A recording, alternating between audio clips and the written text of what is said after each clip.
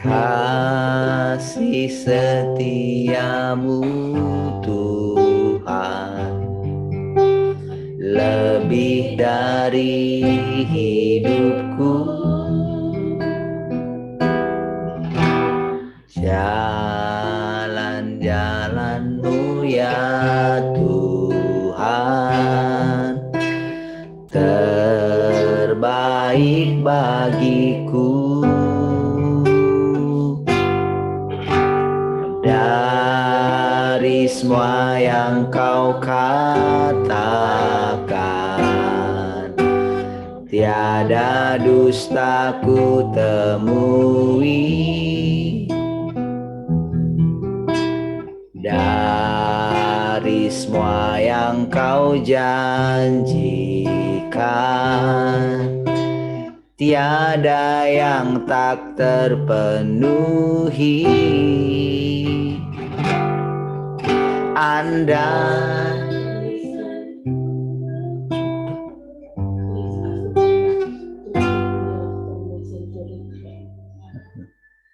Sorry ya, sebentar ya. Sudah tadi. Udah.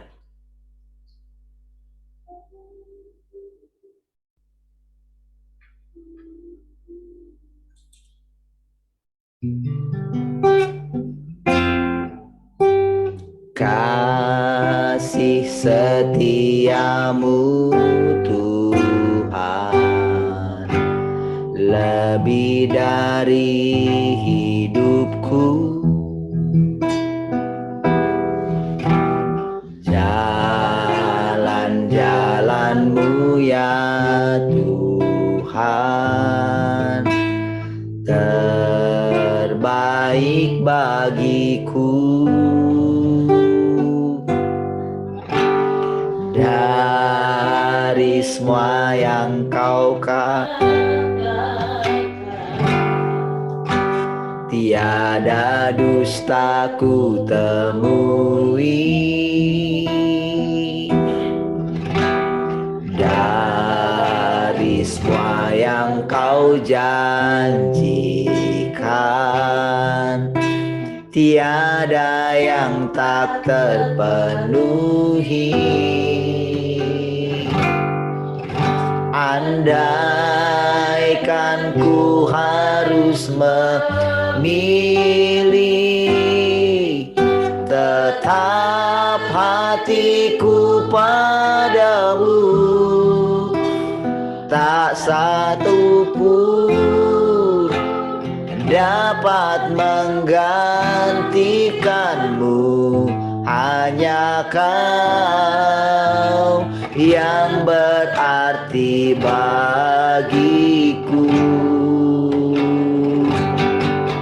Lebih dari semua yang ada, Kaulah segalanya bagiku. Tak ingin ku berpaling darimu selamanya.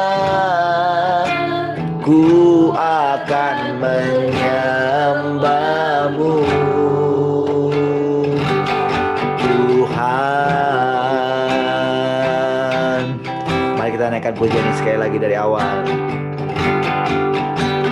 Kasih setiamu Tuhan lebih dari hidupku.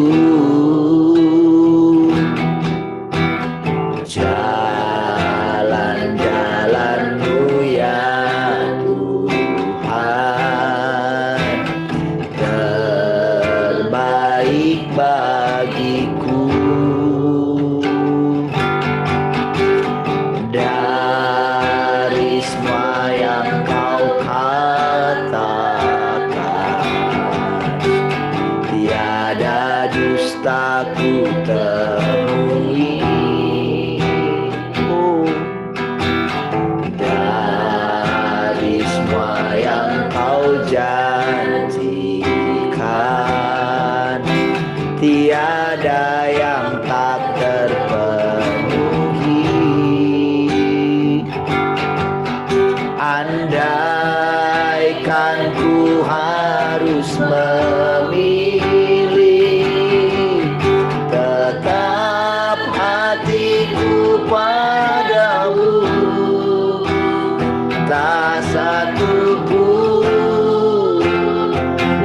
dapat menggantikanmu, hanya Kau yang berarti bagiku.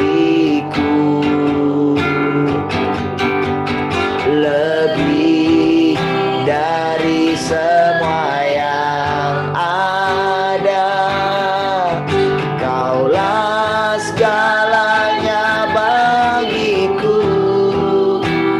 Tak ingin ku berpaling darimu selamanya. Ku akan menyembahmu.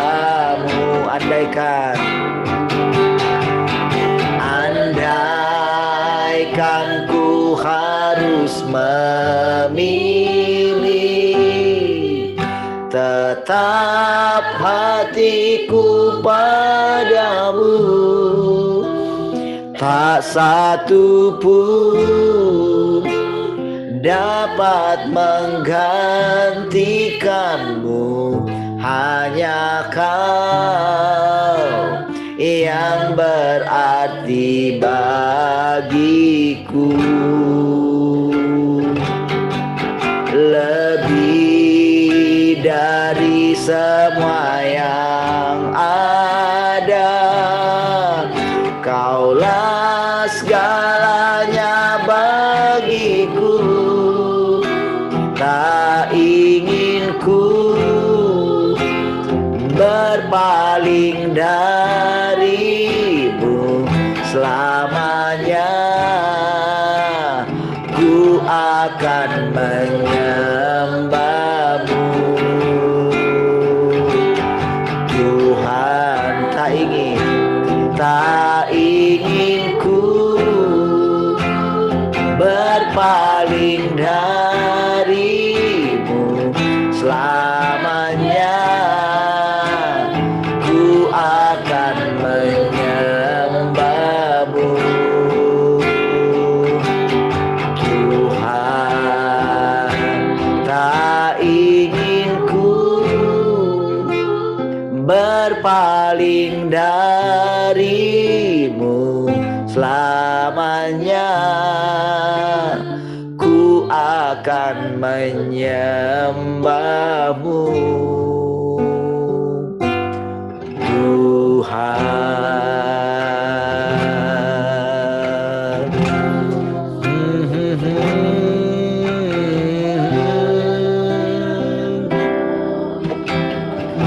selamanya menyembahmu Tuhan.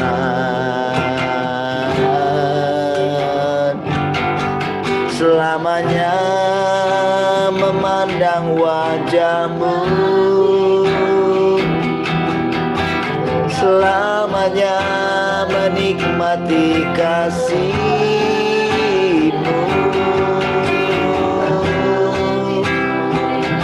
Oh, betapa indahnya kasih-Mu Tuhan.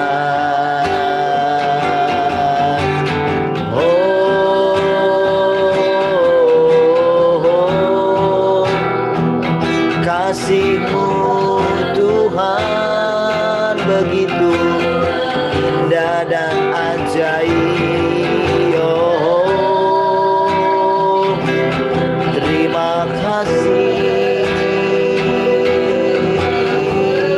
Tuhan. Oh,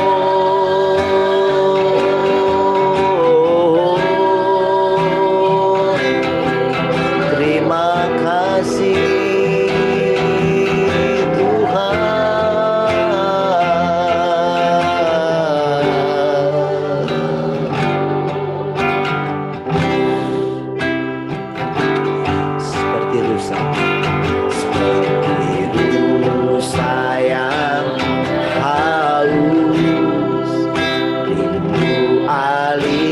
sungai-Mu.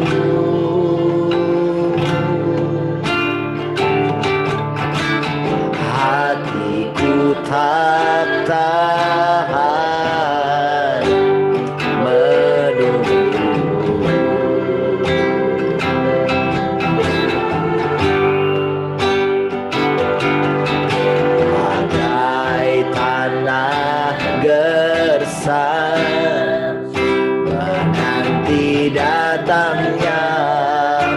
saja.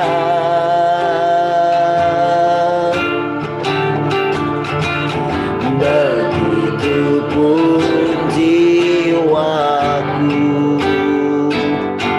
Tuhan, hanya Engkau, hanya Engkau,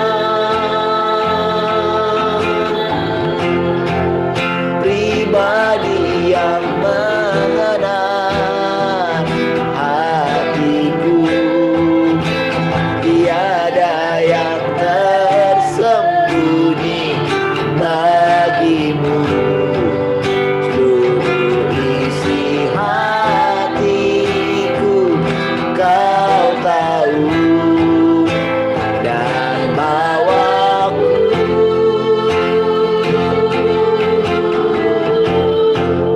untuk lebih dekat padamu, tinggal dalam indahnya dekapan kasih-Mu. Sekali lagi dari awal katakan,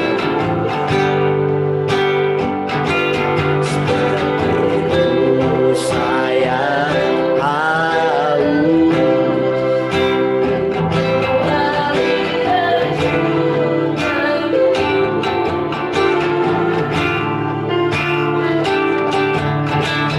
hatiku tak tahan menunggu.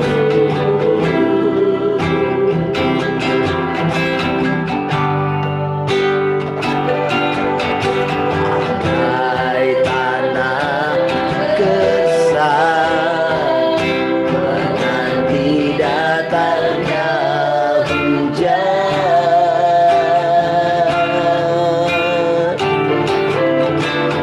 begitupun jiwaku, Tuhan, hanya Engkau,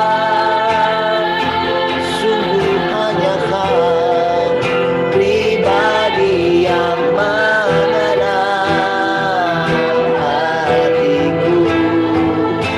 Tiada yang tersembunyi bagimu. Seluruh isi hatiku Kau tahu, dan bawaku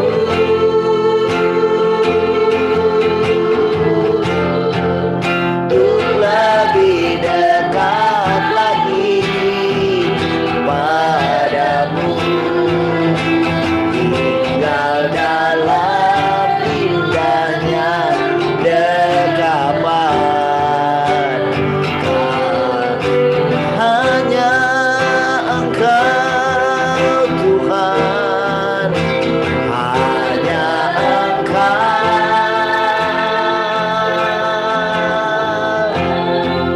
pribadi yang mengenal hatiku.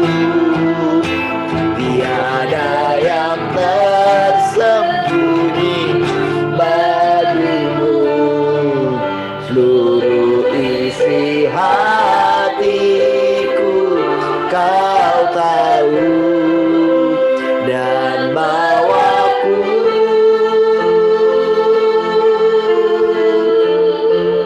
untuk lebih dekat lagi padamu, tinggal dalam indahnya dekapan kasih. Sekali lagi katakan, hanya Engkau, hanya Engkau, sungguh hanya Kau, pribadi yang mengenal hatiku. Tiada yang tersembunyi bagimu. Seluruh isi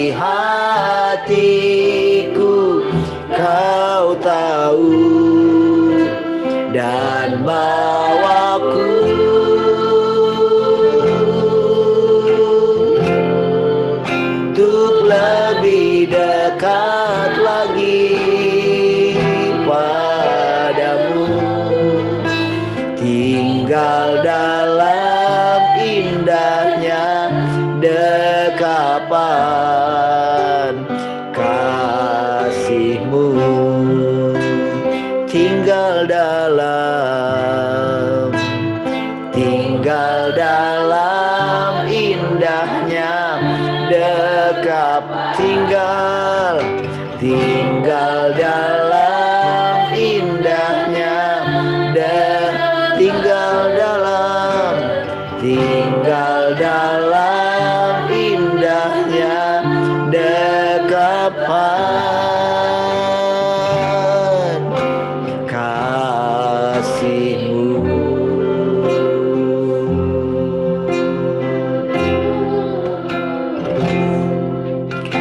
Masuk ke dalam hati-Mu, tinggal dalam rumah-Mu Tuhan, tempat rahasia yang dirindukan oleh semua orang-orang-Mu yang sudah Kau tetapkan dari semula untuk boleh dimasuki setiap orang percaya. Oh, menikmati indahnya cinta-Mu Tuhan, berbagi kehidupan. Oh, terima kasih Tuhan.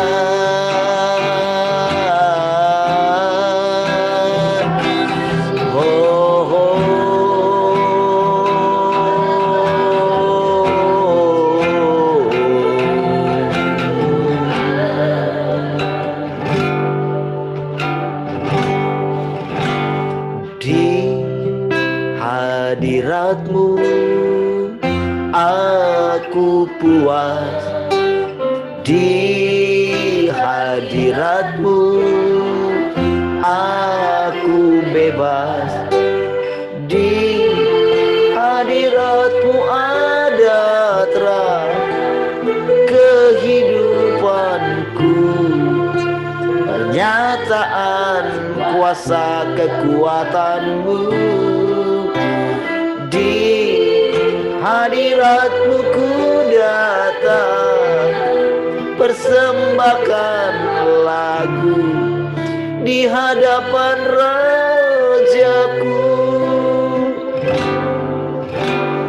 Di hadirat-Mu aku puas, di hadirat-Mu aku bebas, di hadirat-Mu ada terang kehidupanku, pernyataan kuasa kekuatan-Mu. Di hadirat-Mu ku datang, persembahkan lagu di hadapan di hadirat-Mu. Di hadirat-Mu ada terang kehidupanku, pernyataan kuasa kekuatan-Mu. Di hadirat-Mu ku datang, persembahkan lagu di hadapan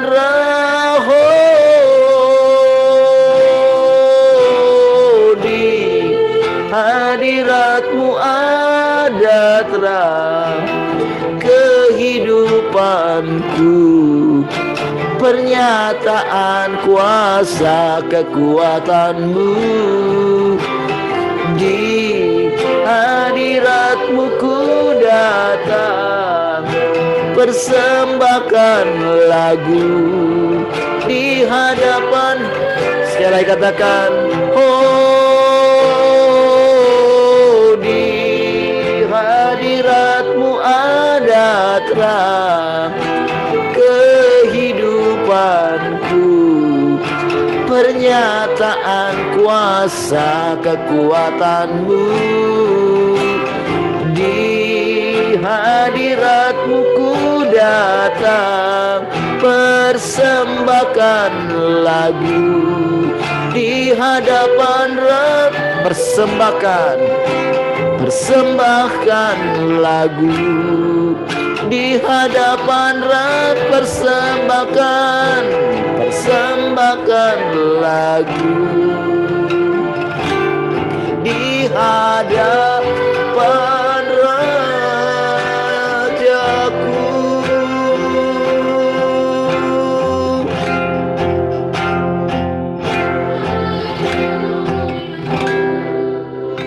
Terima kasih Tuhan, kami bersyukur kami boleh mempersembahkan kata-kata pujian kepadamu lewat lagu yang kami naikkan kepadamu Tuhan. Semua karena kasih karuniamu.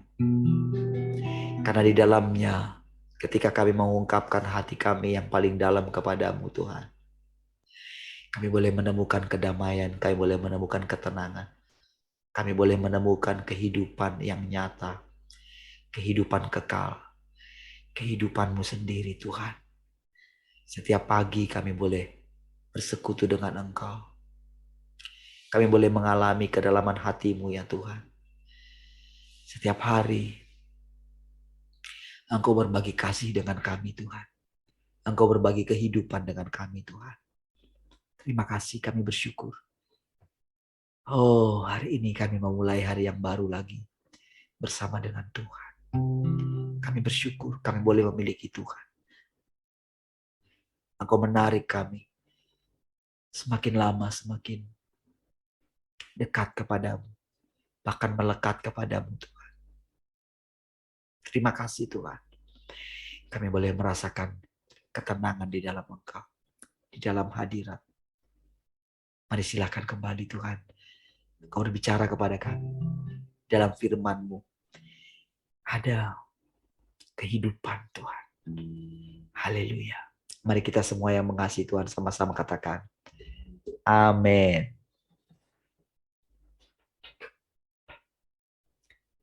Shalom semua. Shalom Pak. Kemarin kita bab 30 ya tadi malam ya. Saya cerita tentang apa yang tadi pagi gitu ya, ayat yang perkataan dari firman Tuhan ya.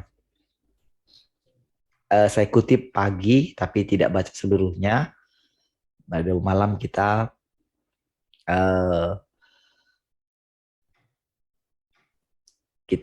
baca penuh gitu ya, tentang mana yang lebih penting gitu, hidupmu atau tidurmu katanya gitu ya, atau pakaianmu atau makananmu atau tempat tinggalmu, mana yang lebih penting? Hidup yang lebih penting. Kalau kita bisa memanfaatkan waktu kita dengan baik, maka kita menyelamatkan hidup kita katanya. Saudara,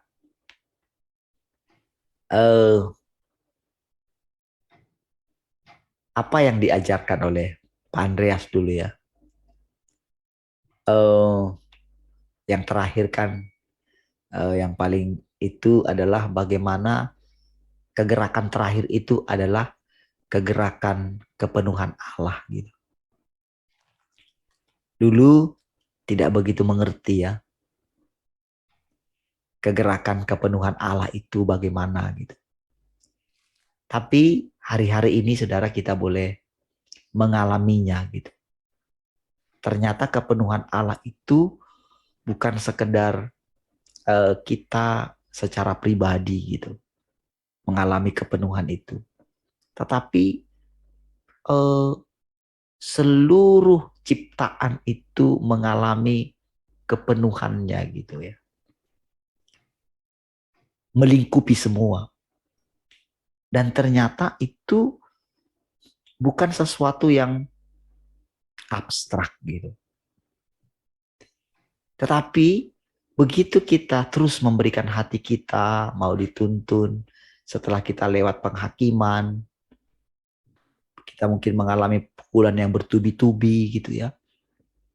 Dan ketika semakin dalam kita memberikan hati kita kepada Tuhan, ternyata semua itu nyata. Saudara,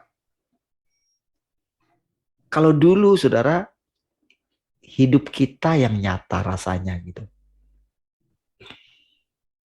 Dulu mungkin kita bisa mengatakan Tuhan itu nyata gitu ya. Tetapi kalau kita mengatakan sekarang Tuhan itu nyata gitu, itu lebih dalam lagi gitu. Bahkan saudara benar-benar merasakan bahwa kitalah yang gak nyata gitu. Tuhan itu yang nyata sekali gitu. Kehidupan Tuhan yang sangat kuat itu saudara.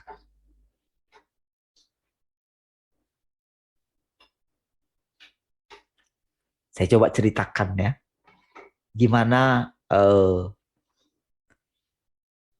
Gimana perkataan-perkataan ini saudara itu benar-benar nyata gitu ya. Apa yang saya katakan gitu ya tentang nyatanya Tuhan itu gitu ya. Itu benar-benar saudara bukan teori gitu. Benar-benar bisa mengalami kayak menghirup Tuhan setiap hari gitu. Benar-benar memang Tuhan itu adalah nafas kita gitu. Itu bagi saya itu nyata gitu. Saya coba mengungkapkan apa yang saya rasakan gitu ya dari menikmati hadiratnya setiap hari gitu. Bagaimana dituntun setiap hari gitu ya. Dari hal-hal kecil saudara ya. Bagaimana ketika kita dari dari audio kita gitu ya. Saya dengan tenang apa gitu ya. Masalahnya gimana ya, karena mengganggu gitu ya. Lalu saudara saya sambil mikir-mikir, siapin ini, saya lagi cari-cari apa kemarin ya. Nah, saya sebetulnya bukan cari alat ini gitu. Bahkan saya nggak ingat kalau ada alat ini gitu. Bahwa alat ini yang alat yang sederhana, yang dulu saya udah beli ada berapa biji ini saya beli ya. Tapi entah kenapa saya lupa alat ini gitu. Karena audio in-nya ini gabung dengan audio out-nya gitu. Jadi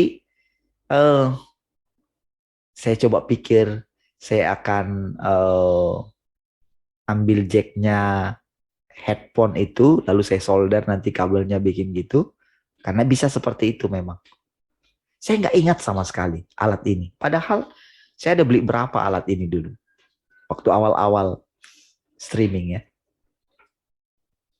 Ketika dulu kita masih streaming pakai handphone gitu. Nah, ketika saya bongkar-bongkar cari alat untuk pasang speaker ini gitu, itu saya tiba-tiba temukan itu gitu. Wah, saya langsung ketika saya tes oke semua gitu, ada masalah lagi di audionya gitu. Saya nggak nyangka juga kalau bisa dianggap noise, musik dianggap noise. Ya, yang dari luar kecuali vokal. Jadi yang ditangkap itu adalah vokal saja gitu. Makanya putus-putus kemarin itu karena dianggap itu audio dianggap noise gitu. Jadi dia bisa menghilangkan noise apapun gitu. Jadi biasanya itu saudara, itu dari apa ya? Jadi kalau orang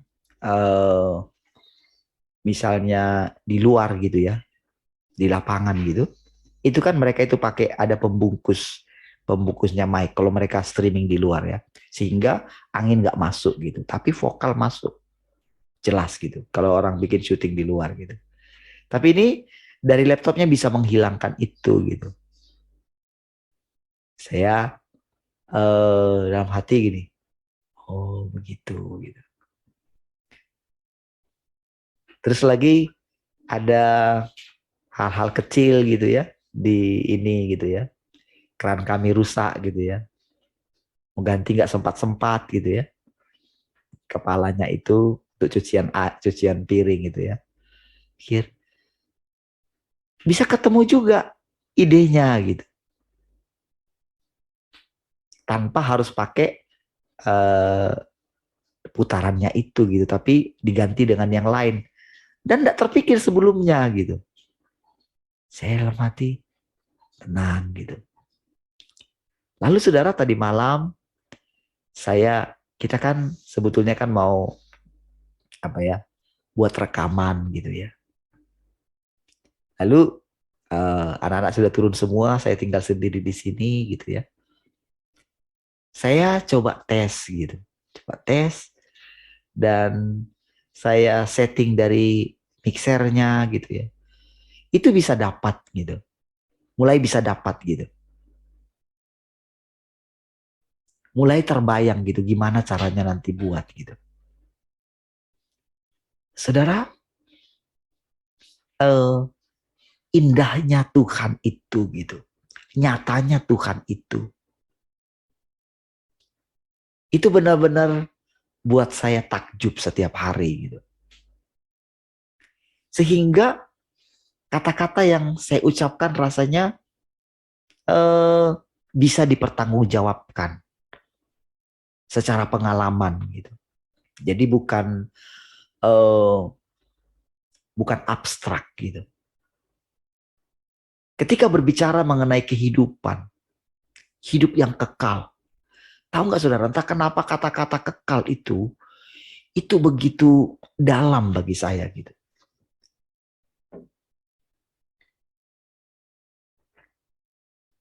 Bahwa ternyata hidup yang kekal lah sesungguhnya gitu. Ketika Tuhan mengatakan tidak binasa, tapi beroleh hidup yang kekal, itu saudara, bagi saya itu dalam sekali gitu.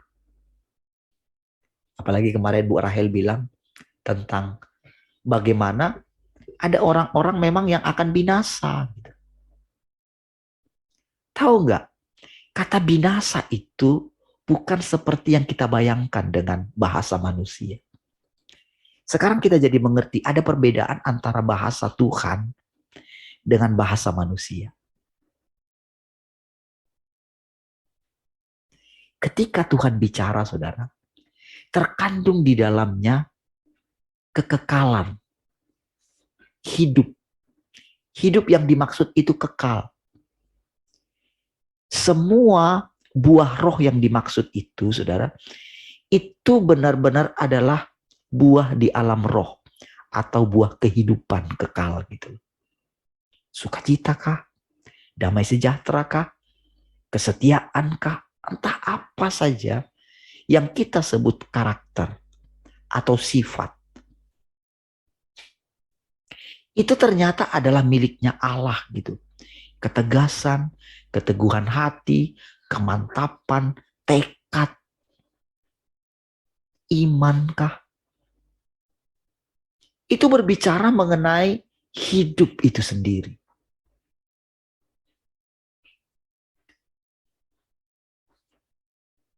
Hidup yang kekal yang dia berikan itu hanya di tempat rahasia. Ketika Tuhan mengatakan kalau kamu mau berdoa, masuklah ke dalam kamarmu. Tutup pintu semua katanya. maka Allahmu, Bapamu yang berada di tempat yang tersembunyi akan membalaskan kepadamu.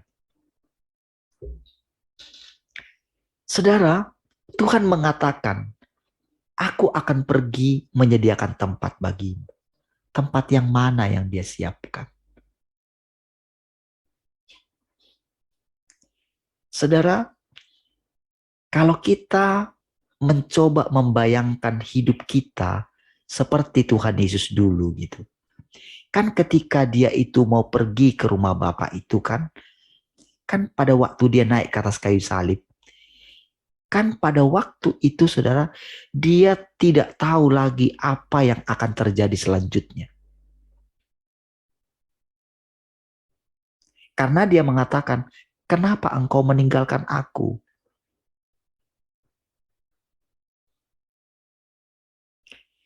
Dia adalah satu pribadi, Tuhan Yesus itu yang sama seperti kita dari sisi kemanusiaannya. Yang sama-sama sebetulnya kalau kita dari sisi kemanusiaan kita tidak mengenal Allah sesungguhnya. Tetapi waktu selama hidupnya itu adalah waktu bagaimana Dia menikmati persekutuan dengan Bapanya. Sehingga saudara, ketika Paulus mengatakan dia telah belajar menjadi taat, itu tepat sekali. Dan supaya kita ini entah bagaimanapun yang kita alami tentang Allah, seberapa banyak yang kita dapatkan dari Allah, seberapa banyak anugerah yang kita peroleh dari Allah, dengan meneladani hidupnya Kristus, hidupnya Yesus, maka tidak ada satu pun dari itu, bahkan kesetaraan dengan Allah, kita tidak menganggap sebagai milik yang harus dipertahankan.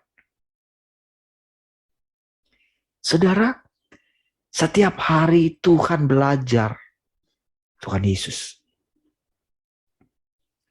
Setiap hari Dia belajar, terus menempatkan dirinya tidak mau terpisah dari Allahnya, dari Bapanya. Ini saudara adalah jalan kita juga. Rasanya sekarang saudara, memahami jalan ini, menghidupi jalan ini, yang disebut orang jemaat mula-mula itu sebagai jalan Tuhan. Sekarang benar-benar Tuhan menunjukkan kepada kita inilah jalan Tuhan yang sesungguhnya. Ketika Yesus sampai di atas kayu salib itu, ingat saudara, sebelum itu kalau boleh lalukanlah cawan ini. Sampai Dia itu sebetulnya sudah mati sebelum waktunya mati di atas kayu salib pada waktu Dia bicara itu. Karena pembuluh darahnya itu pecah gitu. Itu stres yang sangat tinggi gitu. Kita mesti membayangkan dulu saudara.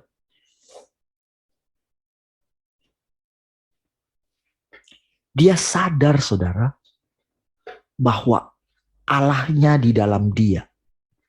Bapaknya di dalam dia. Bayangkan bagaimana kalau kita merasakan itu, lalu orang menghujat kita, menampar kita, menendang kita. Itu kan yang dialami Tuhan, saudara. Diludahi dia, diolok-olok, pakaiannya dilucuti, saudara. Dibagi-bagi. Dia naik ke atas kayu salib itu. Dengan sangat dihinakan. Bayangkan kalau kita nih yang merasakan nih, Allah di dalam kita begitu kuat, oke? Lalu kita melihat sendiri bagaimana Allah yang di dalam kita itu dipermalukan seperti itu. Itu loh perasaan Tuhan loh. Itulah perasaan dia sebagai manusia. Karena kan dia itu benar-benar menyatu dengan Allahnya. Bayangkan 33,5 tahun. Selama 30 tahun dia belajar, ketika dia munculkan selama 3,5 tahun terakhir, dia benar-benar tak terpisahkan dari Allah. Bahkan dia sendiri mengatakan dia tidak punya tempat untuk meletakkan kepala. Artinya istirahatnya tidak pernah full. Dia belajar menjadi taat supaya menjadi pelajaran bagi seluruh umat manusia. Kesalahan yang diakibatkan oleh Adam ditanggung oleh dia.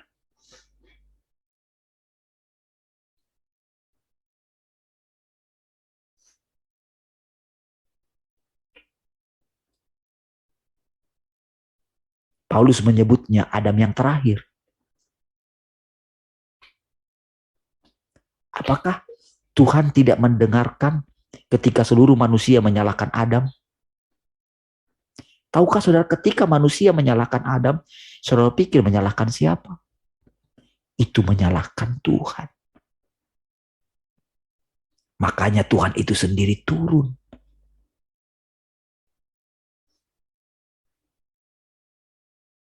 Dan sekarang saudara, ketika dia sampai di situ saudara, bisa saudara bayangkan bagaimana dia bisa menahan dirinya untuk tidak memanggil pasukannya Allahnya. Bagaimana itu di luar skenarionya yang dia pikirkan selama ini. Mungkin kita berpikir begini saudara. Oh, dia sudah tahu naik di atas kayu salib. Dia tahu, dia sudah menceritakan. Tetapi kalau benar-benar sampai bagaimana dipermalukan seperti itu, yang terakhir itu dia ditinggalkan oleh Allahnya. Saudara mesti memahami saudara perkataan itu saudara. Ketika ditinggalkan oleh Allahnya itu, oleh Bapa itu. Nggak ada orang yang kenal Allah saudara. Hanya dia. Abraham tak kenal Allah itu. Hanya dia. Makanya dia katakan tak ada seorang pun yang pernah melihat Allah. Hanya anak.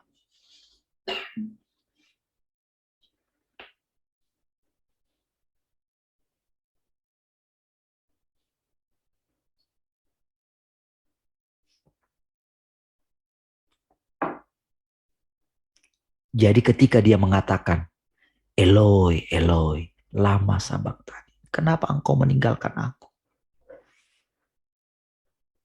Setelah itu, kepadamu kuserahkan nyawaku.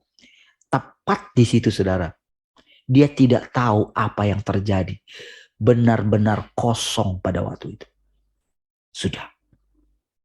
Tapi justru disitulah dia masuk ke dalam Allahnya sendiri. Kan sebelum kejadian itu kan dia menjanjikan rumah Bapa, saudara. Jangan gelisah hatimu, katanya. Tahukah saudara? Setiap kali Tuhan mengatakan sesuatu, itu menjadi kenyataan. Jadi ketika dia mengatakan jangan gelisah hatimu gitu. Tahukah saudara? Pada waktu itu walaupun misalnya murid-murid mengatakan kami nggak gelisah kok. Oke? Tapi karena perkataan itu saudara, jangan gelisah hatimu. Maka itu menjadi realita. Dan Tuhan menyadari itu saudara. Itulah kekuatan perkataan. Makanya saudara seluruh alam semesta ini siapapun dia ditaklukkan oleh perkataan saja. Makanya Tuhan sangat strictly mengatakan hati-hati dengan perkataan. Tapi sekarang ini saudara, dengan mengucapkan seperti ini saudara, saya jadi mengerti. Oh begitu. Jadi ketika dia mengatakan jangan gelisah hatimu. Di rumah Bapakku banyak tempat tinggal. Katanya. Pada waktu itu memang saudara, mereka itu hanya mengerti bahwa mereka sudah meninggalkan segala sesuatu. Dalam bayangan mereka, Mereka akan mendapatkan rumah supaya hati mereka tidak ada di dunia. Di sisi lain, Tuhan pernah menjanjikan kepada mereka di masa sekarang juga. Pada waktu itu, saudara, para rasul itu, para murid itu, setelah mereka mengalami kedatangan yang mula-mula gitu ya, itu mereka memang berlimpah-limpah, saudara. Oh, itu mereka mendapatkan semua yang dijanjikan oleh Tuhan. Tetapi seiring perjalanan waktu, saudara, mereka harus menghadap Tuhan sendirian. Disitulah baru benar-benar hati mereka teralihkan dari dunia ini. Bayangkan, saudara, Petrus harus menjalani sisa hidupnya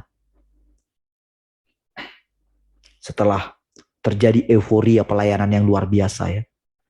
Tapi setelah itu, saudara, dia harus menjalani sisa hidupnya mempelajari kehidupan kekal.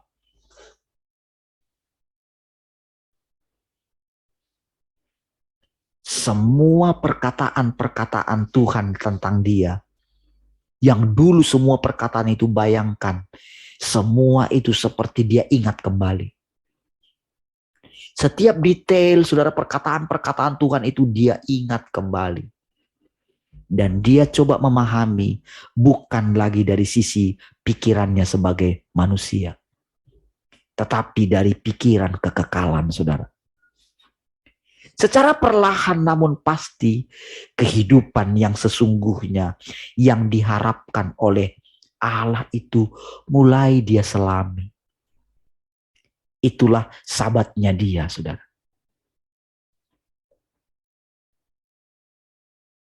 Dia mulai mengalami ketenangan. Dia mulai menyelidiki setiap perkataan-perkataan Tuhan, mulai menimbang, merenungkan. Seperti yang kita baca dari firman Tuhan yang Maha Kuasa. Selama mungkin ada 40 tahun berikutnya, saudara. Sampai akhirnya dia disalibkan. Sampai, saudara, di ujung hidupnya, baru dia bisa mengatakan, Tuhan, sekarang aku tahu, aku mengasihi Engkau. Jadi dia mengerti arti kata mengasihi. Dia mengerti, saudara, kenapa sampai kepadamu kuserahkan nyawaku. Kenapa Tuhan menceritakan dulu segala kedalaman hatinya Tuhan gitu, yang tidak dimengerti. Dia teringat, saudara, masa-masa kebersamaan dengan Tuhan itu, saudara. Di situ baru dia nikmati. Itu, saudara, kenangan-kenangan di masa mereka bersama-sama, bercanda bersama-sama, dimarahin, dikatakan iblis gitu ya, dikatakan ini, dikatakan itu, bagaimana Tuhan itu dengan secara berani menjungkir balikkan penukar-penukar, meja-meja penukar uang di bait suci, saudara. Itu semua terbayang seperti satu film, saudara, di hadapan dia. Benar-benar pada saat itu, saudara, dia seperti melihat Tuhan Yesus yang dulu. Itu terpampang jelas, saudara. Itu nyata sekali, saudara. Sehingga ketika Tuhan menampakkan diri kepada dia, dia masih ingat, saudara, ketika dia ragu. Ketika dia mendengarkan para murid-murid yang perempuan menyampaikan kabar kalau Tuhan sudah bangkit gitu. Dia yang pertama lari, saudara. Dia ingat pada waktu itu dia sudah ragu. Dia sudah bingung, saudara. Nggak tahu lagi. Karena Tuhan sudah pergi. Dia punya banyak ekspektasi, saudara. Pengharapan-pengharapan yang dia simpan dalam hatinya. Demikian juga kan dengan murid-murid yang lain. Yakobus dan Yohanes. Di mana mereka bersaing untuk ada di sebelah kanan. Mereka nggak ngerti apa yang mereka minta. Tapi mereka bilang mengerti.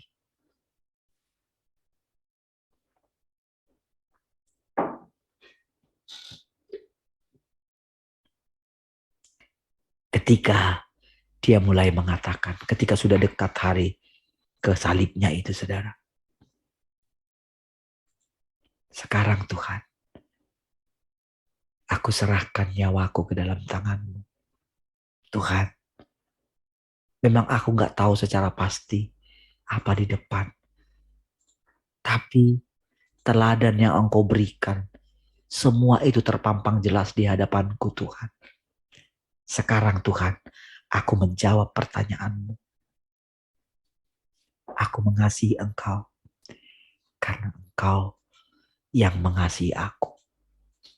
Tuhan, sekarang aku tahu semua kami ciptaan ini, sekalipun nanti generasi selanjutnya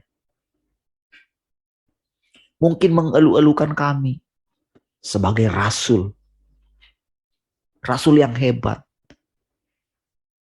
Tapi Tuhan, sekarang aku minta ampun di hadapan-Mu.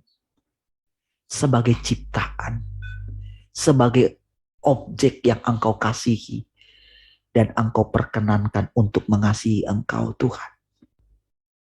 Tuhan, Engkau sangat nyata dalam hidupku. Tuhan, kalau aku mengatakan kepadamu hari ini, aku mengasihi Engkau. Sekarang aku tahu, itu bukan aku Tuhan, tapi itu Engkau. Saudara, dia merasakan satu ketenangan, satu kedamaian. Saudara, pandangan Petrus tentang penderitaan Tuhan itu sudah berubah. Bayangan tentang kengerian daripada penderitaan Tuhan sampai dipermalukan seperti itu. Gejolak di dalam hatinya ingin membalas semua itu, saudara. Itu pun sudah tidak ada lagi. Dia benar-benar sekarang mau supaya Tuhan melihat bagaimana sekali lagi apa yang dilakukan oleh Allah. Ada orang yang menerimanya, mempercayainya dengan sepenuh hati. Yang dia lakukan bukan untuk dirinya sendiri, tapi yang dia lakukan benar-benar untuk Allahnya. Ketika salib itu datang, saudara, dia benar-benar menyambutnya. Para rasul itu menyambut salib itu, saudara. Bukan dengan cara yang lama. Bukan lagi sebagai kutuk, tapi sebagai kemuliaan. Supaya generasi berikutnya itu boleh memandang Tuhan dengan cara yang berbeda. Tahukah saudara, kehidupan seperti inilah yang sekarang saudara kita bangun di atasnya.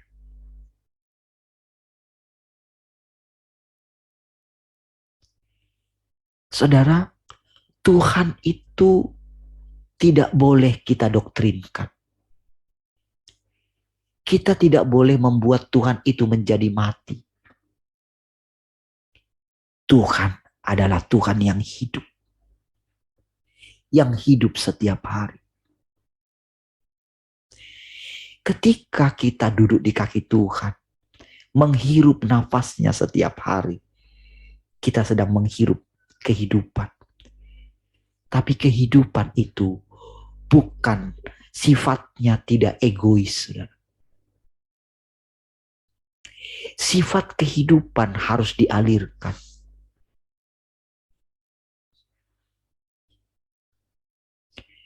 Di saat seperti itulah saudara, realita daripada pekerjaan Tuhan yang dikatakan semakin cepat, benar-benar semakin cepat. Jadi saudara, kita boleh mengalami perkataan Tuhan, pekerjaan Roh Kudus makin cepat katanya. Bukan karena kita lihat makin cepat, bukan. Tapi karena memang itu makin cepat, itu firman. Dan kita diizinkan mencicipinya. Tapi bukan berarti menjadikan kita itu jadi terburu-buru. Cepat-cepat-cepat seperti misalnya Lot.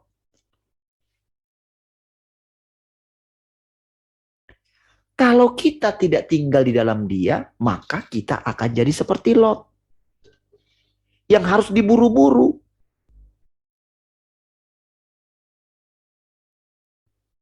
Tetapi saudara, perkataan semakin cepat itu firman.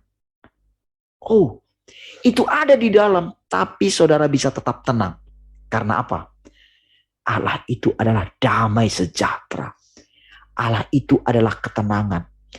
Allah itu adalah kemantapan, keteguhan hati gitu.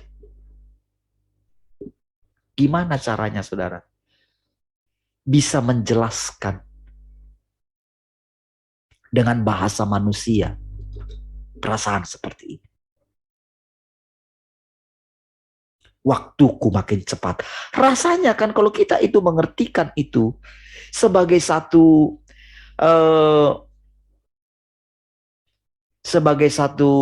perkataan manusia, maka kita tidak akan peduli dengan orang-orang di sekitar kita lagi.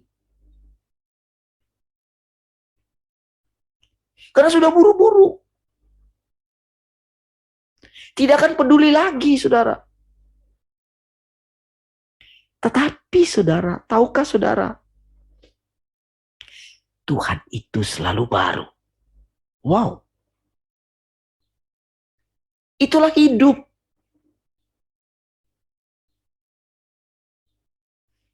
Hatinya tidak terduga. Kasihnya tidak terduga dalamnya. Dan kasihnya ada di dalam saudara.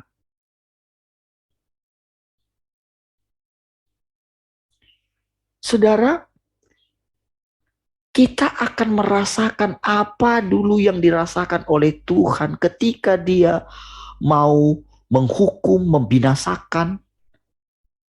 Coba bagaimana perasaan dia? Dia menyesal menciptakan manusia. Kalau harus aku hukum. Hal itu memilukan hatinya. Tahukah saudara? Tuhan yang sama, yang pernah mengalami itu, sekarang kan hidup di dalam kita. Oke? Lalu berbaur dengan kita. Maka kita belajar, kan harus kita berjalan mempelajari bagaimana hidupnya Tuhan itu. Tergantungkan tingkat pengertian kita. Tergantung seberapa banyak kita ditaklukkan oleh Tuhan. Artinya hati Tuhan yang seperti itu yang gak tahan melihat bagaimana orang-orang binasa harus kita alami. Dan tahukah saudara ketika kita mengalaminya, apakah itu gak bersentuhan dengan pusatnya langsung? Bersentuhan dengan pusatnya. Itulah yang membuat kita selalu bisa menerima orang lain yang terus berbuat jahat kepada kita. Disitulah firman itu digenapi. Kalau setiap kali dia datang kepadamu, engkau harus mengampuninya. Tapi di satu sisi dikatakan terjadi percepatan. Waktuku semakin dipercepat.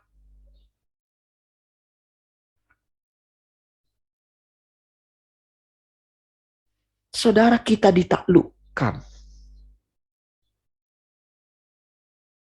Kita ditaklukkan itu, saudara, tidak sesimpel yang kita bayangkan. Kita ditaklukkan di waktu kekekalan. Kalau waktu bumi ada jaraknya kan, ada batasnya kan, itu sementara. Tetapi kita masuk ke waktu kekekalan. Dia alfa dan omega. Di satu sisi kita nggak kembali ke Taurat, nggak kembali ke kasih anugerah. Tapi apakah itu tidak ada dalam diri Allah? Ada di dalam diri Allah. Kalau kita melihat sekarang, saudara, kira-kira dengan kondisi sekarang, saudara, dengan umat manusia yang begitu banyak, dengan sangat sulitnya orang menerima perkataan ini, karena mereka sudah ditipu tentang masalah kedatangan Tuhan yang kedua. Karena mereka hanya berpikir secara fisik. Sebetulnya logikanya saja. Mereka nggak pernah berjumpa dengan Tuhan secara fisik. Lalu bagaimana mereka akan bisa melihat Tuhan secara fisik datang? Rupa bagaimana yang akan dipakai? Apakah tidak akan tertipu? Makanya Tuhan kan mengatakan dengan jelas. Kalau ada orang mengatakan kepadamu Tuhan ada di sini, jangan percaya. Lalu bagaimana dengan orang-orang Kristen atau para hamba Tuhan banyak di sana sampai di usianya yang 70 masih terus, saudara. Masih terus dengan doktrin yang lama. Masih terus berharap bahwa tubuhnya nanti akan tiba-tiba diubahkan dengan cepat gitu loh. Sementara dia nggak mengalami hidup Tuhan berlimpah-limpah. Dia sudah mengisi hidupnya dengan hal-hal yang dari dunia. Dia sudah memuaskan hatinya dengan harta bendanya, dengan pujian manusia, dengan jiwa-jiwa yang banyak yang berkumpul yang dia gembalakan. Dia berpikir Tuhan berkenan atas dia. Tetapi kalau dia berjumpa dengan Tuhan, betapa malunya dia. Karena apa? Dia bilang dia tidak mencuri kemuliaan, tapi pada kenyataannya dia mencuri kemuliaan. Sementara Allah tidak seperti itu. Bagaimana mungkin dia menganggarkan pelayanannya, ini loh pelayananku. Dia mungkin bersaing dengan hamba-hamba Tuhan yang lain. Itu bukan karakteristik Allah. Allah yang adalah Allah penuh dengan kemuliaan, rela jadi manusia sederhana. Jadi yang sedang ditunjukkan oleh para hamba Tuhan yang menunjukkan dirinya itu wah dengan segala pengajarannya.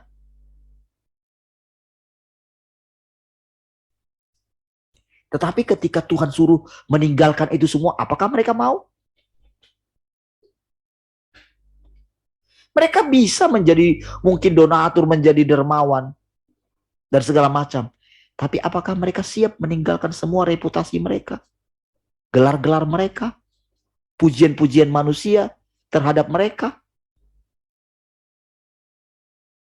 Apakah mereka tidak selalu menjawab apa yang menjadi kebutuhan manusia? Hanya membahas hal-hal, apa namanya ya, hal-hal remeh-temeh gitu loh. Hanya membahas tentang kehidupan di dunia. Mungkin mereka mengatakan, oh siap masuk ke dalam kekekalan. Tunggu mati. Begitu kematian mau datang menjelang gitu. Mereka mempertahankan nyawanya kan?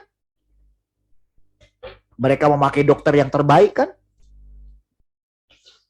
Sinkron nggak dengan perkataannya? Mereka menjaga tempat mereka sangat steril sekali kan? Bahkan mereka mungkin mendorong jemaatnya untuk disuntik kan? Bahkan memakai tempat mereka untuk melakukan itu kan? Mana buktinya mereka rela kehilangan nyawa? Tapi mereka tidak menyadari. Dengan sombongnya, mereka mengatakan mereka masih punya Tuhan. Di usia yang sudah ujur, saudara. Mereka masih mempertahankan doktrin yang lama. Mereka lupa akan kasih mereka yang pertama kepada Tuhan sebelum mereka menjadi seperti sekarang. Mereka nggak mau itu semua diambil. Mereka tidak mau mengikut jalan Tuhan.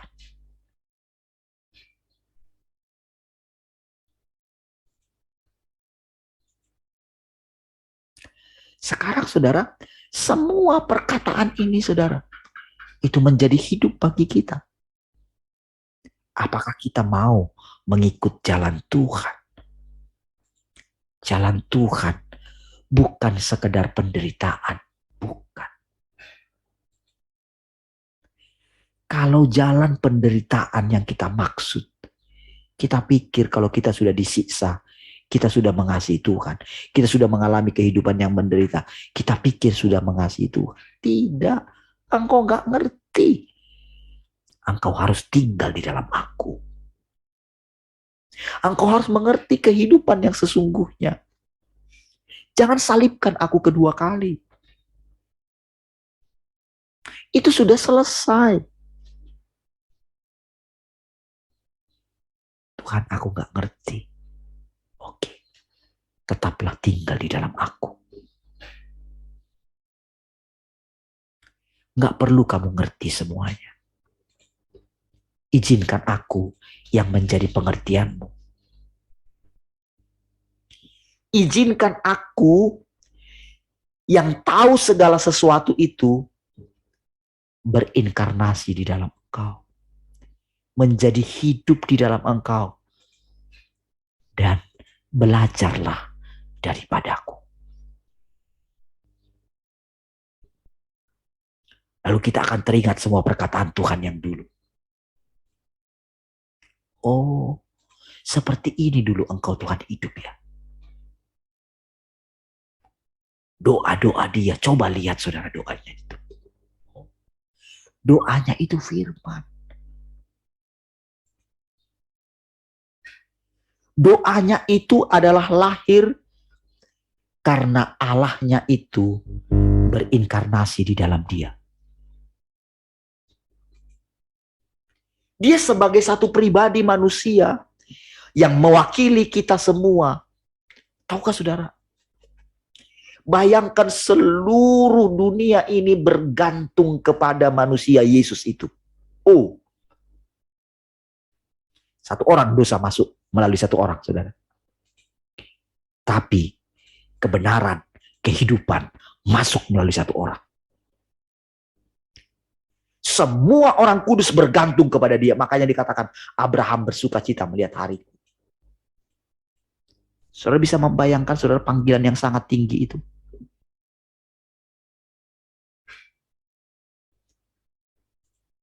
Yang dialami oleh Tuhan itu. Orang nggak mengerti, nabi-nabi nggak mengerti. Tapi saudara, semua nabi-nabi sebelum dia itu menanti-nantikan setiap pergerakannya. Karena dialah yang ditetapkan untuk menjadi menang. Bayangkan saudara, Elia dan Musa harus turun untuk menguatkan dia. Itu nyata sekali dan dilihat oleh murid-murid.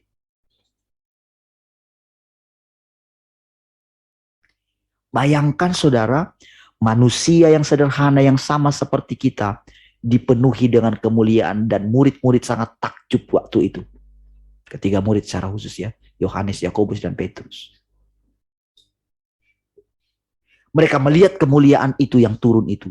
Dan mereka melihat Musa dan Elia, saudara, secara nyata.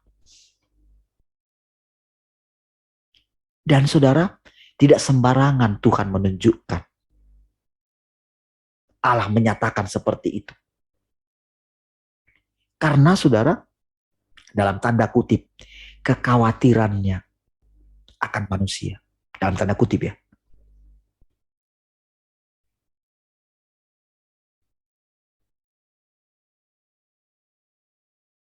Makanya Tuhan mengatakan, ketika dikatakan,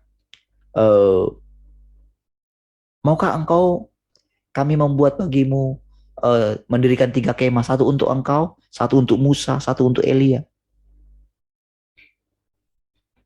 Tapi dia tidak mengerti apa yang dia katakan.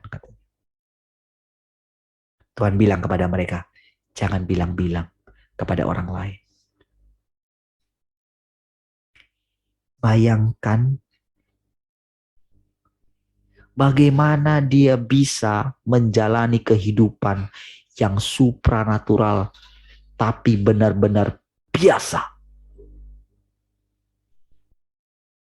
Puncaknya adalah dia boleh menahan dirinya tetap tenang ketika seluruh penghinaan diarahkan kepada Allah. Gak mungkin dia gak mengalami, saudara, seperti yang kita alami sekarang. Kalau misalnya orang sembarangan misalnya menghina ketuhanannya Yesus gitu di dalam debat-debat itu, saudara. Bagaimana mereka menghina, mengolok-olok seperti itu. Bukankah ada di sini, saudara, perasaan? Nyatakan keadilan-Mu, Tuhan. Bayangkan pribadi yang benar-benar menyatu dengan Allah. Bagaimana ketika dia mengalami itu? Apa untungnya bagimu, Tuhan, mengampuni orang-orang ini? Itu kan yang dialami oleh Yunus kan?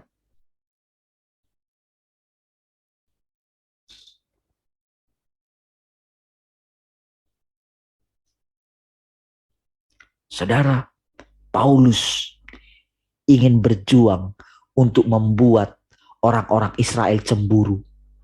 Dengan dia boleh menunjukkan bangsa-bangsa lain. Dia bawa kepada Tuhan. Sampai dia bilang, aku rela namaku tidak tercatat. Asalkan bangsa Israel berbalik kepada Tuhan. Lagi-lagi, saudara, itu pun, saudara, tidak dimengerti oleh Paulus. Kok nggak bisa mereka ini berbalik, Tuhan? Dia mau mencoba dengan sekuat tenaga.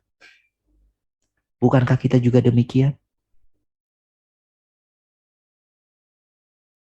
Berapa banyak belas kasihan kita adalah belas kasihan manusia, bukan belas kasihan Tuhan. Kadang-kadang kita nggak tega.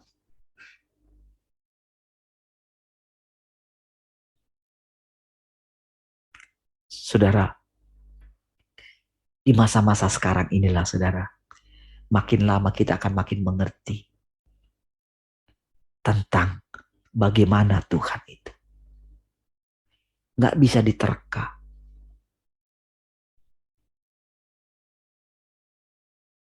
Tapi orang yang rajin menanti-nantikan Tuhan, kita akan mengerti pergerakan Tuhan. Kita akan mengerti setiap perkataan-perkataannya. Kita akan terus menantikan perkataan-perkataan yang baru setiap hari. Orang-orang yang menaklukkan dirinya kepada Tuhan, itu akan ditaklukkan oleh Tuhan. Menaklukkan dan ditaklukkan, itu dua hal yang berbeda. Ketika Tuhan mengatakan dia menaklukkan kita, dia mendapatkan kita, sedikit pun bukan karena kita. Itu karena Tuhan. Dan kita harus punya, simpan, saudara, perkataan itu di hati kita. Supaya kita masuk dan tetap tinggal di dalam rumahnya. Ketika Tuhan katakan tinggallah di dalam aku dan aku di dalam kamu. Itu adalah pengalaman kita bersama dengan Tuhan.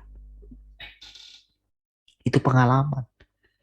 Dan pengalaman itu dalam sekali, saudara. Dalam, percayalah. Kenapa itu rasanya menjadi dangkal? Kenapa rasanya kita menjadi bosan? Tahukah, saudara?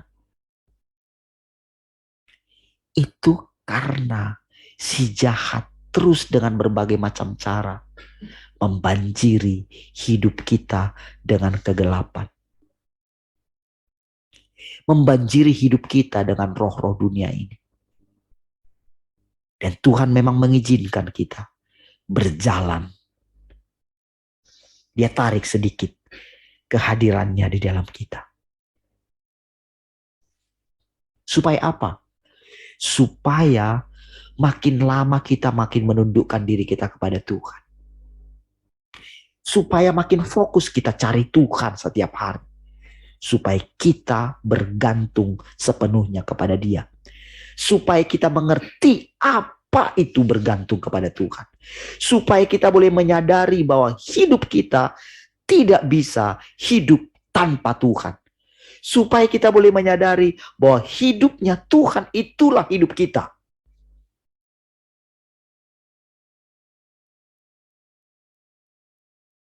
Sampai kita merasakan begini. Ternyata Tuhan, aku tidak nyata. Engkaulah yang nyata. Dan harus engkaulah yang nyata. Disitulah saudara baru ketahuan bahwa Allah itu menaklukkan semuanya. Kitalah, manusialah yang paling sulit ditaklukkan. Karena memang ada Allah itu di dalam kita. Yang sudah diserongkan oleh si jahat itu.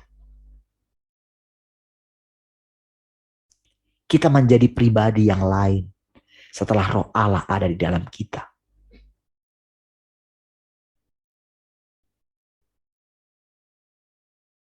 Saudara, perjalanan kita itu panjang, saudara. Ini namanya perjalanan kehidupan. Hidup yang kekal.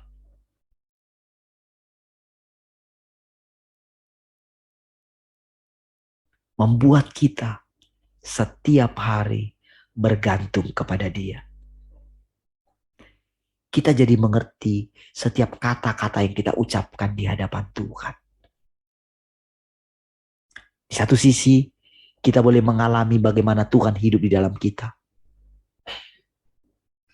Tetapi di sisi yang lain, saudara, bagaimana hidup kita sendiri ketika kita boleh mengalami, ketika kita rasanya berdiri sendiri.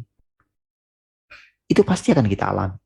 Karena seperti itulah Dia mengorek segala kekotoran-kekotoran di dalam kita.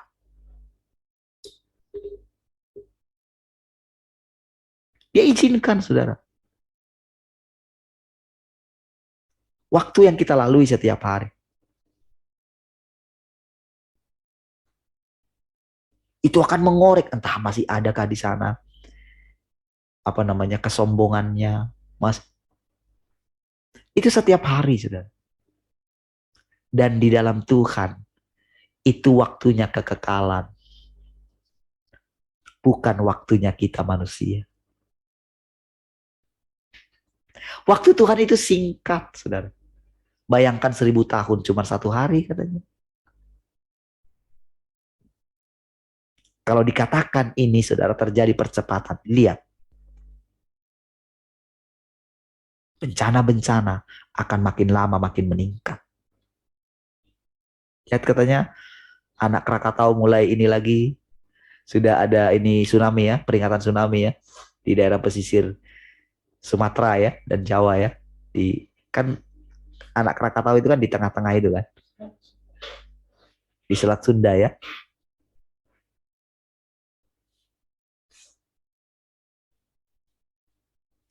Saudara, akan semakin banyak. Belum lagi buatan manusia sendiri.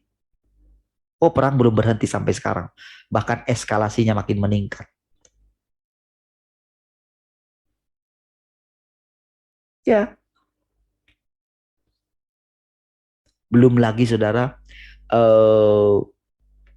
tambang-tambang itu sudah mulai habis kan. Akan terjadi banyak sekali perubahan gitu. Mereka yang tinggal di dunia pasti tergoncang. Tetapi saudara, Tuhan menjadi perlindungan bagi orang yang menanti-nantikan Dia. Kita akan melihat ketenangan seperti yang dialami oleh Tuhan ketika badai itu menerpa mereka. Dia benar-benar bisa tenang sekali. Baik saudara, puji Tuhan. Haleluya. Mungkin besok pagi kita lanjutkan yang bab 31 ya. Puji Tuhan, saudara, mari kita berdoa. Terima kasih Tuhan. Kami bersyukur pagi hari ini buat anugerah.